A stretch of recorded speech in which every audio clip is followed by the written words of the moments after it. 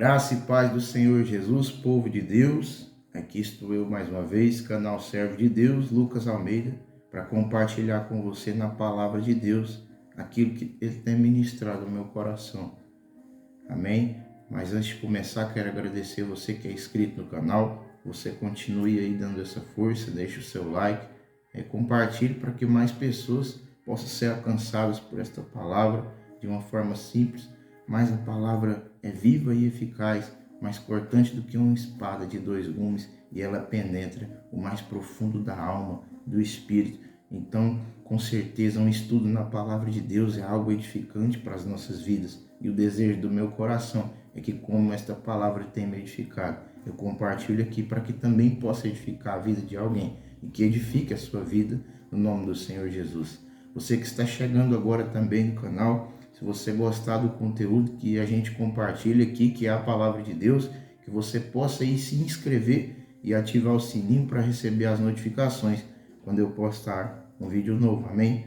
Então hoje a gente vai fazer um estudo, eu fiz um estudo aqui, quero compartilhar com vocês, está lá em Gálatas capítulo 5, versículo 16 a seguir, vamos ler junto aqui, e o tema é guiados pelo Espírito de Deus, guiados pelo Espírito de Deus. Se você puder, abra a tua Bíblia, vamos ler juntos. Gálatas capítulo 5, o versículo 16 nos diz assim a palavra: quero dizer a vocês o seguinte: deixem que o Espírito de Deus dirija a vida de vocês e não obedeçam aos desejos da natureza humana, porque o que a nossa natureza humana quer é contra o que o Espírito quer. O que o Espírito quer é contra a natureza humana quer. Os dois são inimigos, e por isso vocês não podem fazer o que vocês querem. Porém, se é o Espírito de Deus que guia vocês, então vocês não estão debaixo da lei. Verso 19. As coisas que a natureza humana produz são bem conhecidas. Elas são a imoralidade sexual, a impureza, as ações indecentes, a adoração de ídolos, as feitiçarias, as inimizades, as brigas, as ciumeiras, os acessos de raiva, a ambição egoísta, a desunião, as divisões, as invejas, as bebedeiras, as farras e outras coisas parecidas com esta. E repito o que já disse: os que fazem essas coisas não receberão o reino de Deus. Aleluia, glória a Deus. Então Paulo começa aqui dizendo, no versículo 16, quero dizer a vocês o seguinte: deixem que o Espírito de Deus dirija a vida de vocês e não obedeça os desejos da natureza humana. Então aqui vamos comentar sobre uma pessoa que tem a vida guiada pelo Espírito de Deus, o Espírito Santo. Eu estudando esse tema, Deus falou algo fortemente no meu coração, né? Porque o começo da caminhada cristã é difícil e aqui aborda nesse assunto, Paulo aborda comportamentos que um cristão deve ter, comportamentos que um cristão que tem a vida dirigida pelo Espírito de Deus. Então, durante a nossa caminhada cristã, a gente tem que buscar mais do Espírito Santo, porque para Deus operar na nossa vida, o Espírito Santo precisa achar lugar em mim, precisa achar lugar em você, porque Jesus disse: eu vou para o Pai, mas eu vos mandarei um Consolador, o Espírito Santo. Então, o Espírito Santo dá liberdade às pessoas, e não é por merecimento, não é porque fazemos algo, mas é graça. Isso é graça de Deus. Quando Paulo disse lá em Gálatas, capítulo 2, versículo 20, se não me falha a memória, ele diz assim: olha, eu já não vivo mais eu, mas agora Cristo vive em mim.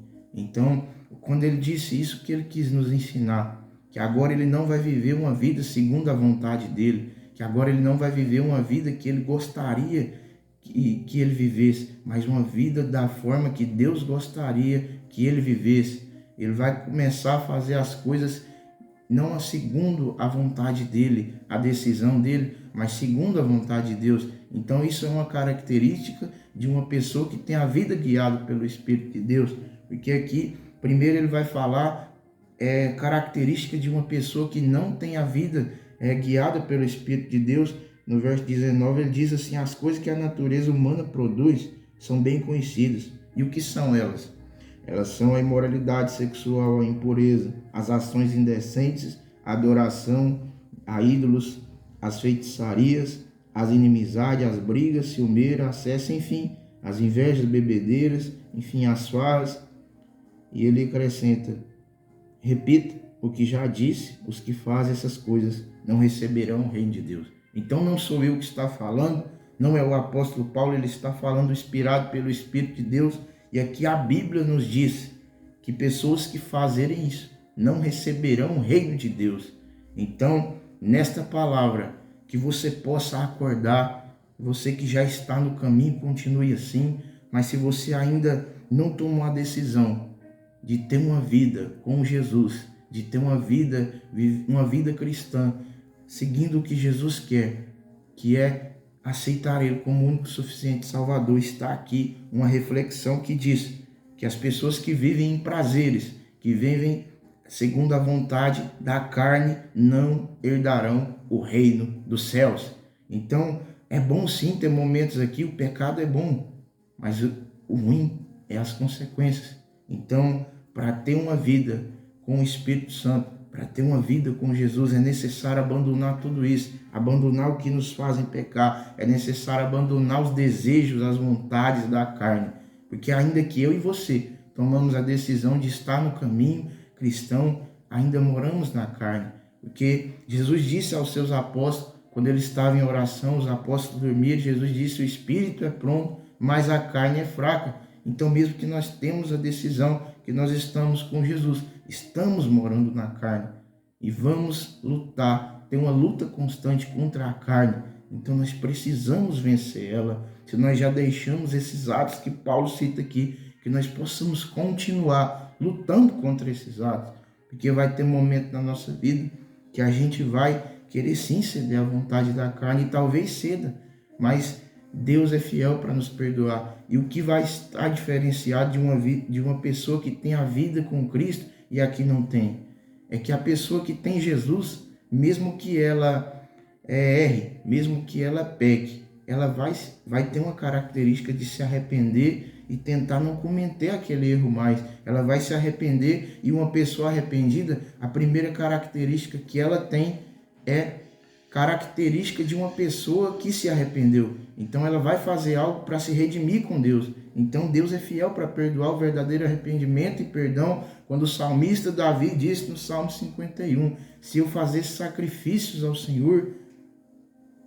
não resolveria.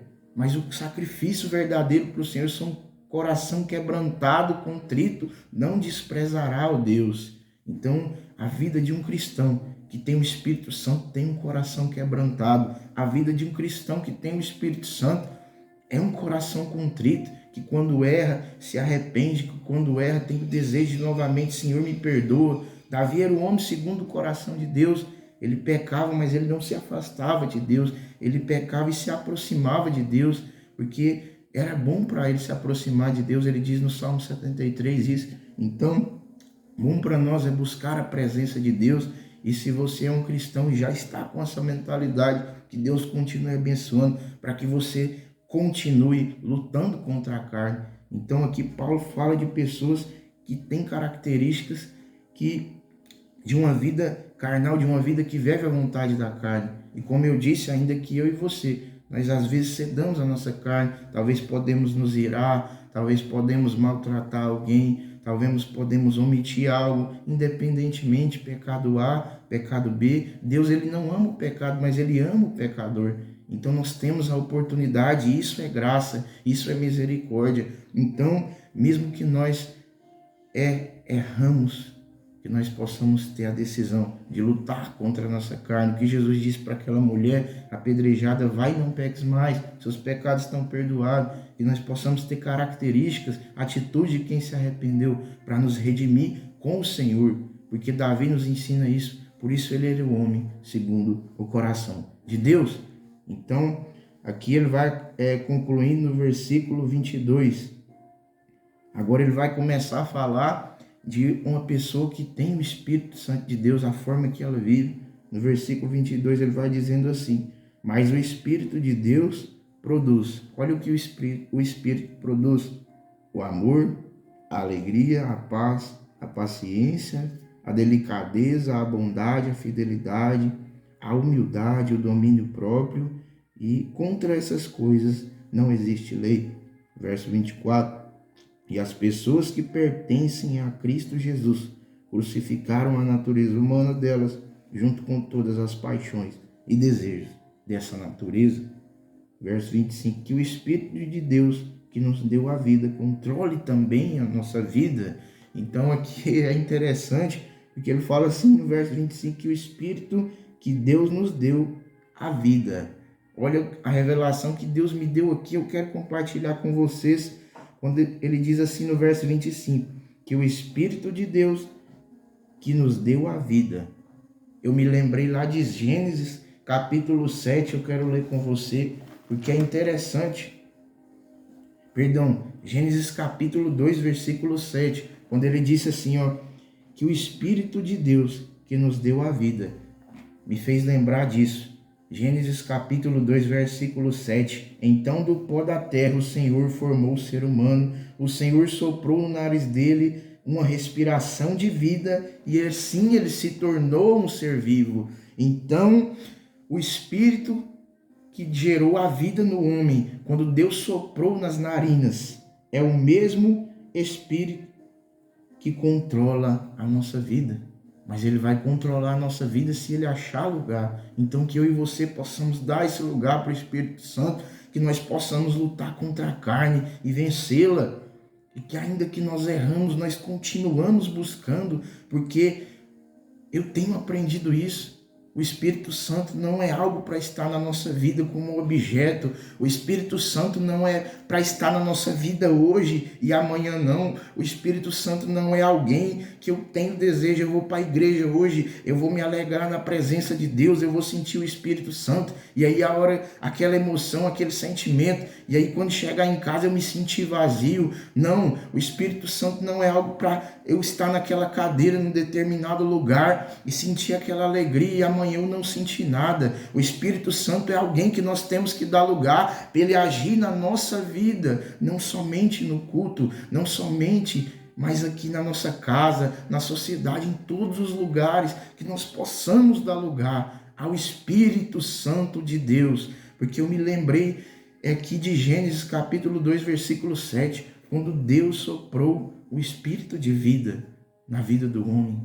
E o pecado distanciou o homem de Deus. Então, o pecado distancia o homem de Deus, mas não distancia o homem do coração de Deus. Aleluia!